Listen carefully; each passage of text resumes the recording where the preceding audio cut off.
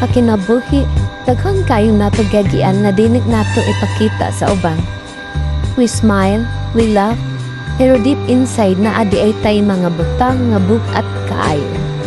Mga kabalaka nga dili nato masulti, mga kakapoy nga atong gidaladala ug mga pangutana nga hangtod karon wala pa itubag. But despite of everything, look at yourself. You're still here.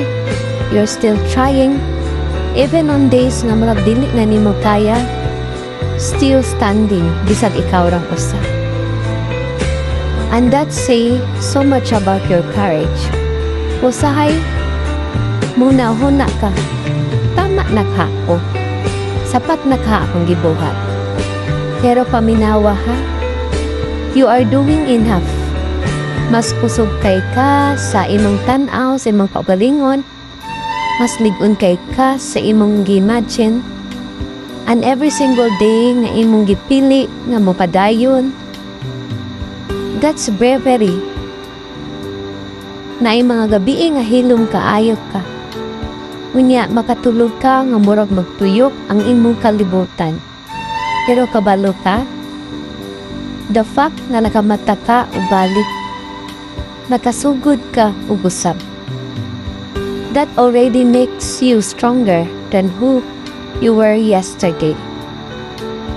And sometimes, kinahanglan nato makahinay kay dili man ta makina. Tao raman ta nga masakitan ug muhilak ug maluya. Pero makabarog gyapon. Kung kapoy kay ka, ayaw ka ulaw. Kung nangita kag pahulay, normal ra kayo na.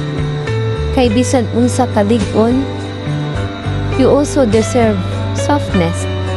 You deserve comfort. You deserve peace. So for now, let this be your reminder. Padayon lang, pero ayaw kalimot mo pangaway.